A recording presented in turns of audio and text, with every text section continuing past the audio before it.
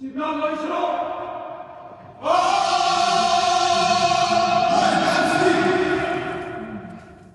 مستهل هذا الحفل تم عرض شريط مؤسساتي يسلط الضوء على مسار التميز الذي سلكه المغرب تحت قيادة جلالة الملك، والذي يتمحور حول التحديث والابتكار الصناعي، ما مكن المملكة من ترسيخ مكانتها كمرجع عالمي في مجال صناعة الطيران.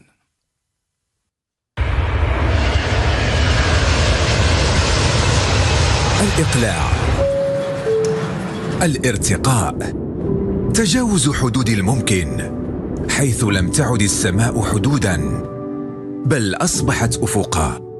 إنه مسار التميز الذي يهتدي به المغرب، مسار تخطه الرؤية المستنيرة لصاحب الجلالة الملك محمد السادس نصره الله، رؤية تحول الطموح إلى مبادرات والجرأة إلى إنجازات ملموسة. اليوم يرتقي المغرب بثبات إلى آفاق أوسع وتتنامى قدراته، شبابه ذو التأهيل العالي والمكون وفق أعلى المعايير الدولية يتبوأ مكانته في مهن الغد، منصاته الصناعية المتطورة وبنياته التحتية اللوجستيكية الناجعة تعزز قدرته التنافسية بشكل مستدام. يفرض المغرب نفسه كشريك موثوق وذي مصداقية، منظومة صناعية تتسم بالالتزام تجمع بين التميز الصناعي والابتكار التكنولوجي ومتطلبات إزالة الكربون. في غضون عقدين من الزمن رسخت المملكة مكانتها كمرجع عالمي في قطاع استراتيجي فائق التكنولوجيا، ولأن وعود الأمس أصبحت يقين اليوم. صناعة الطيران المغربية تتقدم، تتطور، تفرض نفسها وتؤكد طموحاتها يوما تلو الآخر. طموحات مغرب يفوز. تعزز قاعدة صناعة الطيران المغربية اندماجها في سلسلة القيمة العالمية، مكرسة وجاهة الخيارات الاستراتيجية للرؤية الملكية. يكفي النظر إلى السماء لنرى طائرات تحمل بصمة مغربية، طائرات تحلق دوما عاليا بطموحات المملكة اللامحدودة.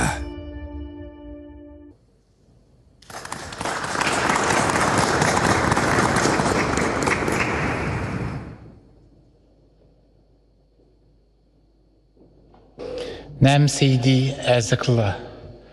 Majesté, le 13 octobre 2025, Votre Majesté a présidé la cérémonie de lancement des travaux de réalisation du complexe. في كلمته بين يدي جلالة الملك أكد وزير الصناعة والتجارة السيد رياض مزور أنه بفضل الرؤية المتبصرة لصاحب الجلالة لم تعد صناعة الطيران المغربية القوية بكفاءاتها تكتفي بالمشاركة في قطاع الطيران العالمي، وإنما تعمل اليوم على هيكلته وتأمينه ومواكبته في ديناميته. وأوضح السيد الوزير أن المغرب بفضل رؤية جلالة الملك ارتقى في ظرف عقدين إلى منصة لصناعة الطائرات بمرجعية عالمية، مسجلا أن الأمر يتعلق بدينامية غير مسبوقة يقودها جلالة الملك، والتي تمكن الصناعة المغربية باستمرار من تحقيق إنجازات جديدة تستشرف آفاقا جديدة. وتابع قائلا إنها دينامية تدعمها سياسات صناعية يقودها جلالة الملك، وتتمحور حول منظومة قائمة على الاستقرار السياسي والاقتصادي، الحداثة والبنيات التحتية، تكوين الكفاءات من مستوى عال والجرأة في اتخاذ القرار. وأشار السيد الوزير إلى أن هذا المسار الاستثنائي جعل من المغرب اليوم ليس فقط موقعا للإنتاج، وإنما فاعلا حقيقيا صناعيا وتكنولوجيا في قلب الاقتصاد العالمي. وأضاف أنه في ظل الطفرة التي يشهدها المغرب في مجال الطيران، تحتل مجموعة سافرون شريك المملكة لأزيد من ربع قرن مكانة متفردة، حيث تواكب التطور المشهود في مجال صناعة الطيران بالمغرب وكفاءاته، مبرزا أن الأمر يتعلق بشراكة تاريخية تاريخية تتعزز وتترسخ أكثر من خلال مشروع جديد وطموح جديد بآفاق أرحب. وبحسب السيد الوزير فإن سافرون لأنظمة الهبوط اختارت المملكة لإقامة واحد من أكبر مراكز تصنيع أنظمة الهبوط في العالم، مشيرا إلى أن هذا المصنع المستقبلي من الجيل الجديد سيرى النور في قلب ميد بارك بالنواصر، وذلك على وعاء عقاري تزيد مساحته عن 7 هكتارات ويمثل استثمارا تفوق قيمته 3 مليارات درهم. وأوضح السيد الوزير أن هذا المصنع الجديد يأتي لتمكين المغرب من سلسلة صناعية فائقة التطور: التصنيع الدقيق، المنهجيات الخاصة، التجميع عالي التقنية، الاختبارات، التصديق والصيانة المتقدمة.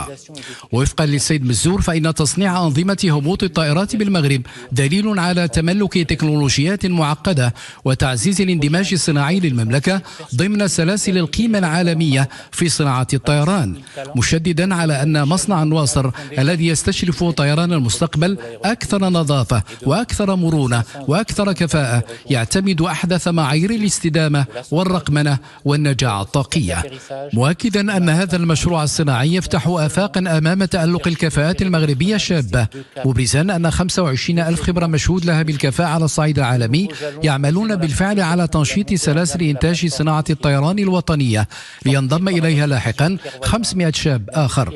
وخلال 4 أشهر فقط تمكن المغرب من التحكم في قطاعين دقيقين وإرساء لبنتين جديدتين في تعزيز الارتقاء بالمنصة الصناعية المغربية.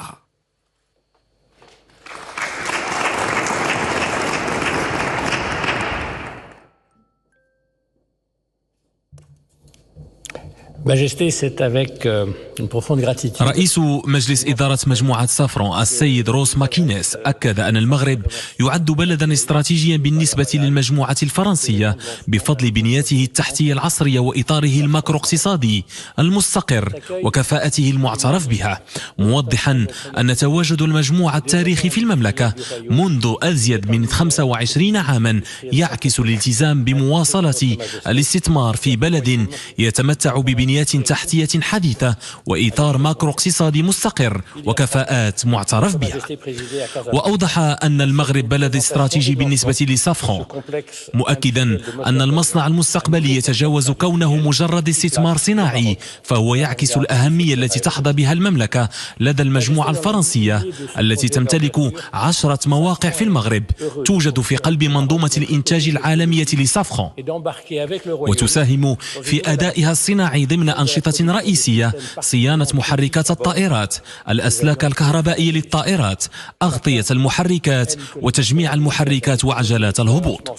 وأضاف رئيس مجلس إدارة مجموعة سافرون أن هذه المنصة الصناعية التي تعد من بين أكبر المصانع في العالم لمعدات وأنظمة الهبوط ستشيد وفقا لأعلى المعايير الفنية، وستجهز بآليات إنتاج حديثة وعالية الأداء، مسجلا أن هذا الموقع الجديد سيعتمد منهجيات عالية التكنولوجيا وخبرات دقيقة، بما يمكن المجموعة من مصاحبة زيادة إنتاج عائلة الطائرات من طراز إيرباص A320 وتحضير الجيل القادم من الطائرات قصيرة ومتوسطة المدى. وأبرز أن هذا المصنع سيطلع من جهة أخرى بدور محوري في تطوير نموذج صناعي يتميز بالمناعة والمرونة وبمسارات صناعية مختصرة، اعتبارا لموقعه بالقرب من مواقع تجميع سافرون الحالية وخطوط تجميع إيرباص الأوروبية. وتابع قائلا إن هذا المشروع الذي يمثل استثمارا تزيد قيمته عن 280 مليون يورو، والذي سيتيح عند الشروع في استغلاله إحداث 500 منصب شغل، وسيعتمد بنسبة 100% على الطاقة الخالية من الكربون، سيمكن أيضا من جذب موردين جدد إلى المنظومة الصناعية المغربية. وبعد التذكير بإطلاق أشغال إنجاز المركب الصناعي لمحركات الطائرات في أكتوبر الماضي تحت رئاسة جلالة الملك، أعرب السيد ماكينيس عن سعادته بمواصلة هذه الطفرة التكنولوجية مع المغرب والانطلاق بمعية المملكة في مغامرة جديدة، ألا وهي إنتاج أنظمة بالغة الأهمية على متن الطائرات، أنظمة الهبوط.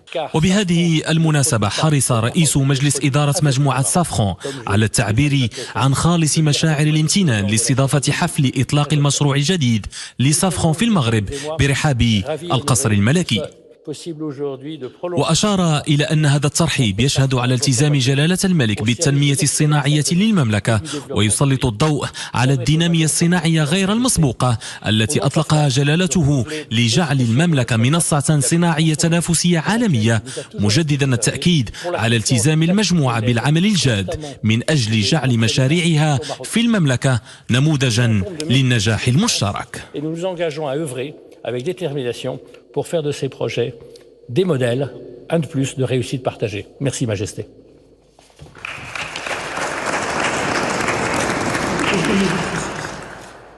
Naam Sidi Azzakallah, sous la présidence de votre Majesté, signature d'un protocole. إثر ذلك ترأس صاحب الجلالة حفظه الله مراسم التوقيع على بروتوكول اتفاق يتعلق بإنشاء مصنع لأنظمة هبوط الطائرات بالنواصر. وقع كل من السادة رياض مزور وزير الصناعة والتجارة، وكريم زيدان الوزير المنتدب المكلف بالاستثمار والاتقائية وتقييم السياسات العمومية، وروس ماكينيس رئيس مجلس إدارة مجموعة سافرون.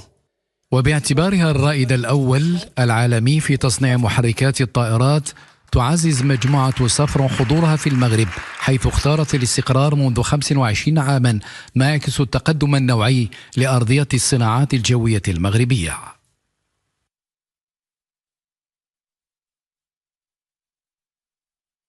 إثر ذلك استقبل صاحب الجلالة الملك محمد السادس نصره الله بالقصر الملكي بالدار البيضاء رئيس مجلس إدارة مجموعة سافرون السيد روس ماكينيس.